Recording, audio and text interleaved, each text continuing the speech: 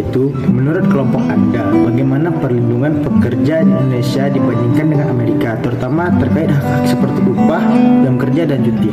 Nah, baik, di Indonesia itu yang pertama ada upah minimum.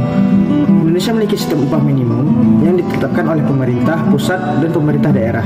Sedangkan di Amerika itu ada Amerika memiliki upah minimum federal yang ditetapkan oleh pemerintah pusat. Jadi Amerika dan Indonesia juga sama, yaitu upah minimumnya diatur oleh pemerintah.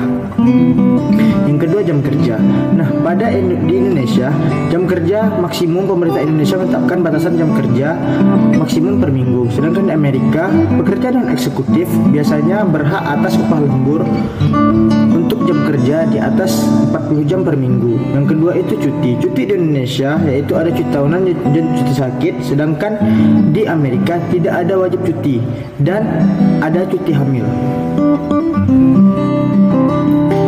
Di Indonesia, ketentuan yang lebih tertentu, yang dimana hak-hak dasar pekerja diatur secara lebih tertentu oleh Undang-Undang Tenaga Kerja.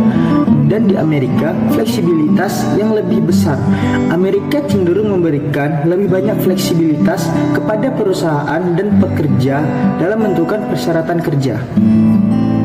Selanjutnya, pertanyaan dari kelompok 2, bagaimana perlindungan pekerja di Indonesia dan Amerika mencakup aspek-aspek seperti diskriminasi, hak cuti, dan asuransi kesehatan. Apakah ada perbedaan signifikan dalam perlindungan tersebut? Baik, saya akan menjawab. Yang pertama itu ada diskriminasi, yang dimana untuk diskriminasi di Indonesia dan di Amerika itu sama-sama diatur oleh undang-undang. Yang di Indonesia diatur oleh Undang-Undang Nomor 13 tahun 2003, sedangkan di Amerika diatur oleh Undang-Undang Hak Sipil atau Civil Rights Act tahun 1964, yang dimana isinya itu sama, yaitu diskriminasi berdasarkan jenis kelamin, agama, suku, ras, dan ketidakmampuan dilarang atau asal-usul nasional. Perbedaan yang signifikan itu terjadi di hak cuti. Pekerja di Amerika Serikat seringkali memiliki akses terbatas ke cuti yang dibayar. Sedangkan di Indonesia, hak cuti tahunan diatur oleh undang-undang. Yang kedua, asuransi kesehatan. Model asuransi kesehatan di Amerika Serikat lebih kompleks dan melibatkan banyak pihak. Sementara di Indonesia, terdapat program jaminan kesehatan nasional yang mencakup seluruh pekerja. Selanjutnya itu, sistem hukum dan regulasi. Perbedaan mendasar terletak pada hukum dan regulasi masing-masing negara, yang mencerminkan perbedaan filosofi dan nilai-nilai dalam dunia ketenagakerjaan. Selanjutnya, pertanyaan dari kelompok 3. Menurut kalian, bagaimana cara agar perusahaan dapat membentuk MSDM yang berkualitas di Indonesia agar sama seperti MSDM di Amerika Serikat?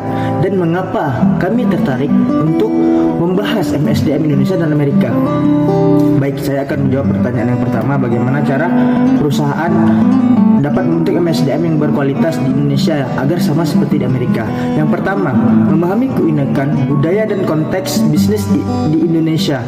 Jadi, tidak semua budaya dan keunikan MSDM di Amerika bisa kita contoh, tetapi kita juga harus menyesuaikan dengan kebutuhan lokal yang ada di Indonesia. Selanjutnya, memberikan perhatian khusus pada pelatihan dan pengembangan karyawan. Ketika pengembangan dan pelatihan itu memadai, maka dapat memungkinkan kalau kita menyusul kualitas MSDM yang ada di Amerika dan menerapkan program-program pendidikan dan pelatihan untuk meningkatkan keterampilan dan keahlian karyawan. Yang selanjutnya, memastikan kepatuhan terhadap peraturan ketenagakerjaan lokal dan memberikan hak-hak karyawan yang sesuai. Jika karyawan mematuhi peraturan yang ada dan hak-haknya terpenuhi, maka kesejahteraan karyawan itu tercapai. Selanjutnya, mengadopsi teknologi HR yang lebih canggih untuk manajemen data karyawan, pengajian, dan analisis kinerja. Tidak hanya karyawan saja yang harus update di kemampuan dan skill, tapi kemajuan teknologi itu juga akan mendongkrak kemampuan MSDM yang ada di Indonesia. Selanjutnya, melatih dan mengembangkan pemimpin yang efektif dan beretika, dan mendorong budaya kepemimpinan yang mendukung pertumbuhan pertumbuhan dan keterlibatan karyawan. Tidak hanya karyawan yang perlu dikembangkan skill dan kemampuannya, tetapi dengan adanya pemimpin yang baik juga akan membantu dan meningkatkan kinerja seluruh bawahannya. Menerapkan langkah-langkah ini dapat membantu perusahaan di Indonesia membentuk MSDM yang berkualitas dan sesuai dengan standar praktik terbaik, termasuk yang diterapkan di Amerika. Nah, kenapa kami mengambil perbandingan antara MSDM Indonesia dan MSDM Amerika? Karena MSDM Indonesia dan Amerika menarik karena mencerminkan perbedaan dalam konteks budaya, regulasi, dan tren bisnis di kedua negara ini.